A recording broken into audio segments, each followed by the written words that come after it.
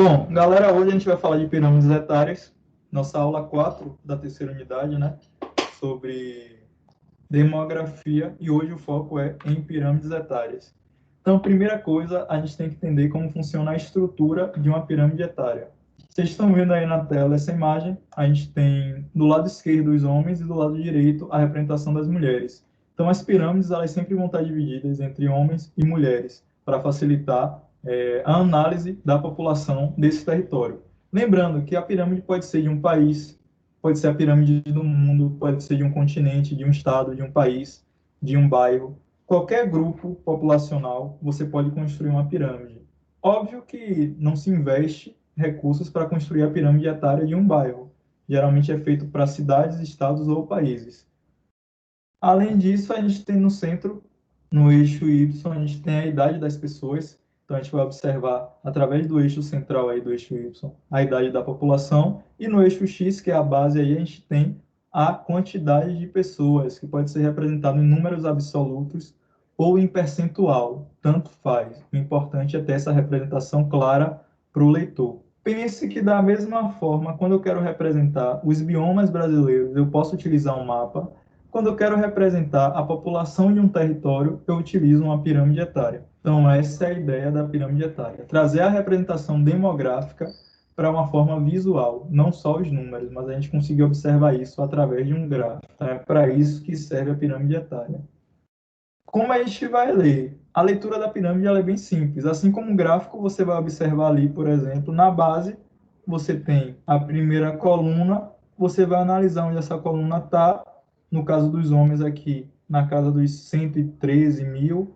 Na casa das mulheres também não está diferente, né? Mais ou menos isso, 113, 115 mil, deve estar mais ou menos isso. Essa pirâmide especial da Guiné-Bissau, de 2006. Então, a gente vai observar esses dados. Então, você sabe que na faixa etária de 0 a 4 anos, a gente tem 110 mil homens, 110 mil mulheres.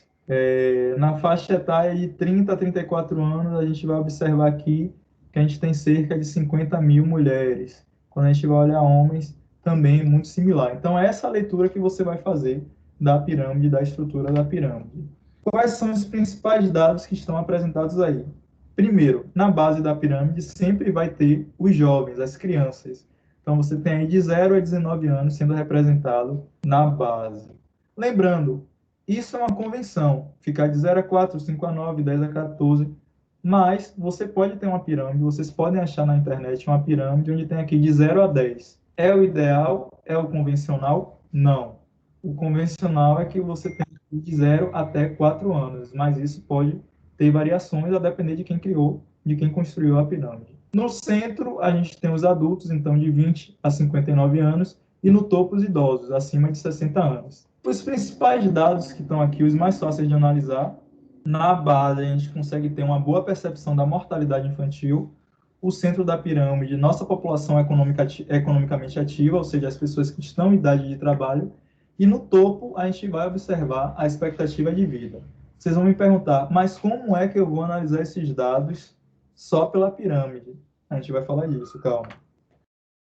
Antes, quero lembrar vocês que as pirâmides elas podem ter formatos diferentes.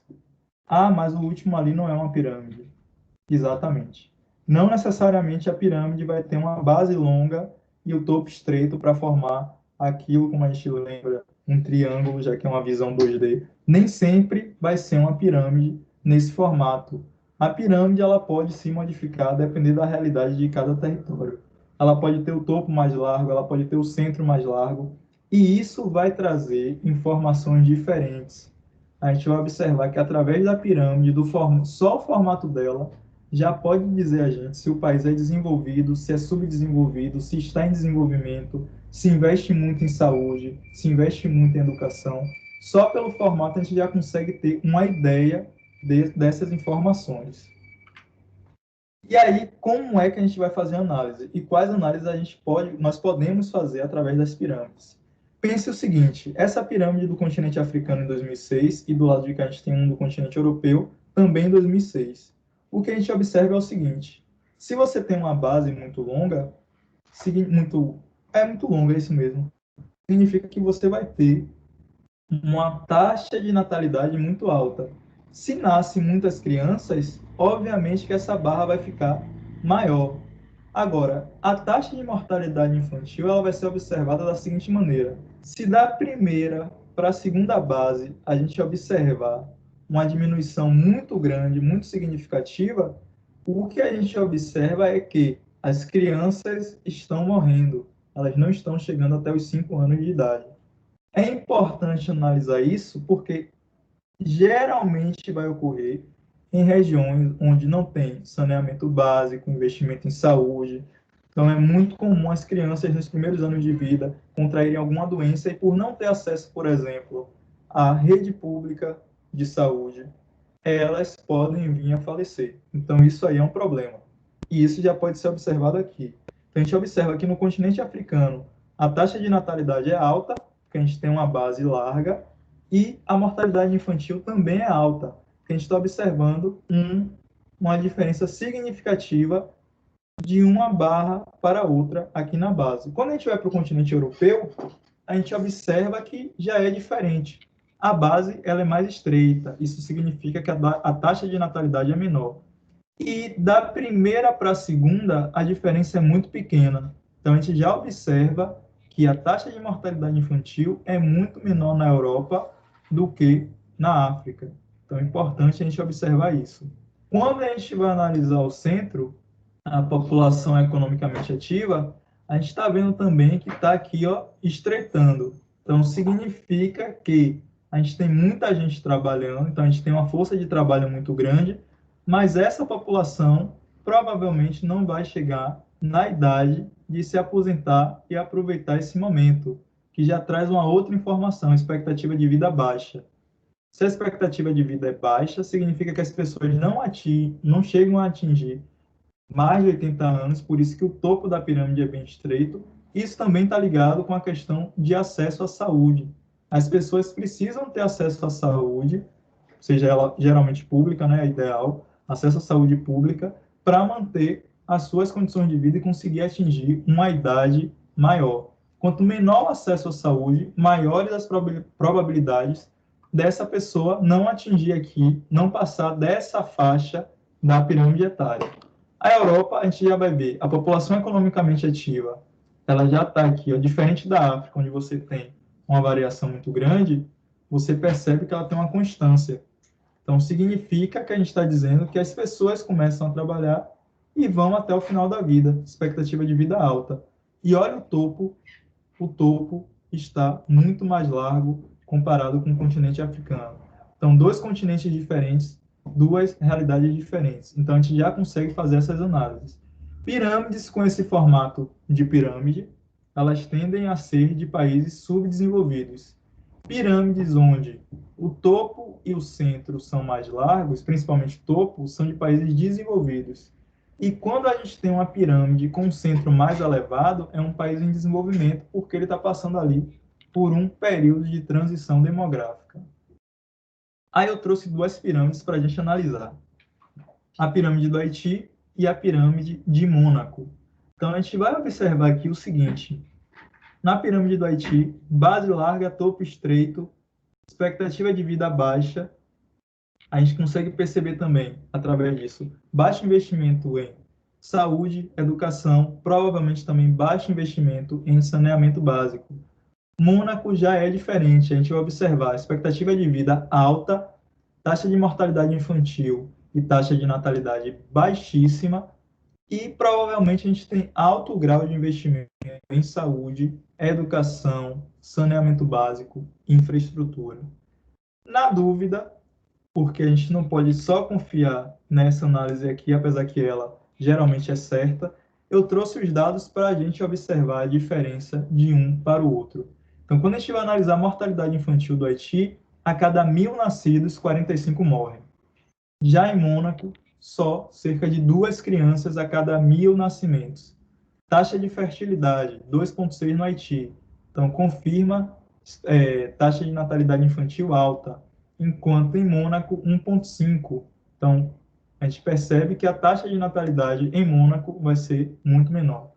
Leitos em hospitais, se eu não estou enganado, a cada 1.000, é per capita aqui, é de acordo com a população. Então, a gente tem 0,7 leitos para cada 1.000 habitantes. Então, muito pouco, baixo investimento na saúde. Em Mônaco, 13 leitos para cada 1.000 habitantes. Então, a gente já observa que tem um investimento maior em saúde. Eu trouxe aqui investimento em saúde, 7% do PIB, enquanto Mônaco, 2%. Professor, você disse que Mônaco investe mais do que o Haiti, mas a gente vai ter que olhar o PIB total do Haiti e o PIB de Mônaco, apesar de Mônaco ter um PIB um pouco menor. Lembrando, viu, não são do período não, viu? Esse aqui é de 2050, então é uma projeção, enquanto esse aqui é de 2019, então esse aqui é real. Então a gente vai ter que olhar nesse período, porque aqui eu estou trazendo dados atuais, mas aqui eu estou vendo uma projeção. Mas mesmo assim, o investimento em saúde que o Haiti faz não é suficiente para controlar a mortalidade infantil e a expectativa de vida, porque as pessoas não conseguem chegar, expectativa de vida no Haiti, 64 anos, em Mônaco, 89. Taxa de alfabetização, investimento em educação, a gente vai observar que, enquanto no Haiti 60% da população é alfabetizada, em Mônaco, 99% da população é alfabetizada. Os impactos sociais, a gente vai observar que é possível, em alguns casos, países como Mônaco, a gente vai ver que você vai ter uma população idosa muito grande, então a pirâmide ela vai se inverter.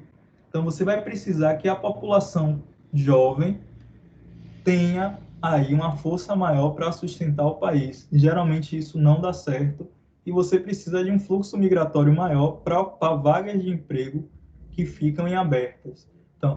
Então isso a gente observa em países da Europa, isso a gente observa na Austrália, no Canadá. E se você não conseguir, desculpa, aumentar a base, significa que nos próximos anos você terá mais problema com a população economicamente ativa, porque você não vai ter população suficiente para ocupar as vagas de emprego. A gente vai fazer uma atividade nesse link, é um site que você pode escolher a pirâmide etária de qualquer país, desde 1950 até 2050, ou seja, você pode ver também projeções. Então, você vai escolher um país e você vai fazer análise. Ah, como assim? Calma. Eu já trouxe aqui a análise do meu país. Ninguém mais pode escolher Cuba. Eu já escolhi, então essa é a minha análise, vocês não podem fazer mais desse país, só eu. Vocês vão escolher. Existem mais de 200 países para vocês escolherem.